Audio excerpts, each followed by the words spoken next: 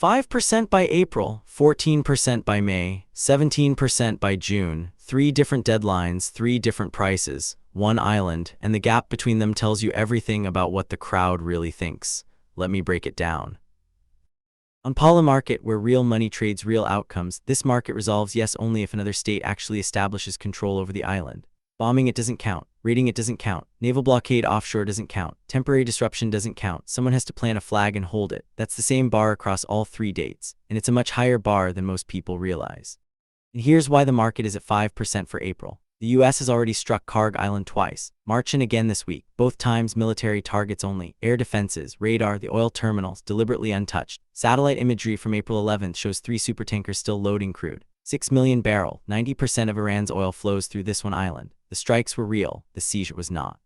The Washington Post reported US military officials are planning potential ground operations, amphibious marine landings, special forces, a possible seizure. But here's what the market already learned from the April 15th resolution. It closed at 0. The March 31st market also 0. Both resolved no. Traders watched the strikes and decided bombardment is not control.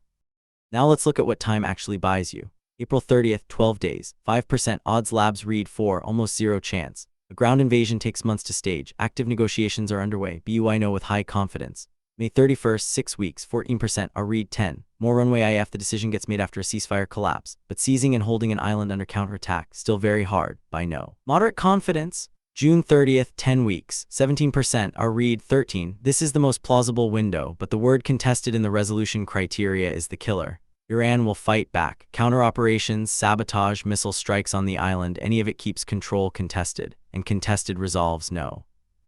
The bottom line, resolution requires uncontested control. The April markets already proved that strikes don't count. Seizing the island is one problem, and it's the easy one. Holding it is the real bet, and every day Iran contesting control pushes this closer to no. Longshot bias is inflating all 3 dates. Our verdict, BUI no across all horizons, but your conviction drops as your deadline extends. The market is wrong. Just not by as much on June 30th. 3 markets, 1 island. Links below. Follow OddsLab for more calls that separate the headlines from the fine print. This market is a gas, but the fine print says contested control means empty tank.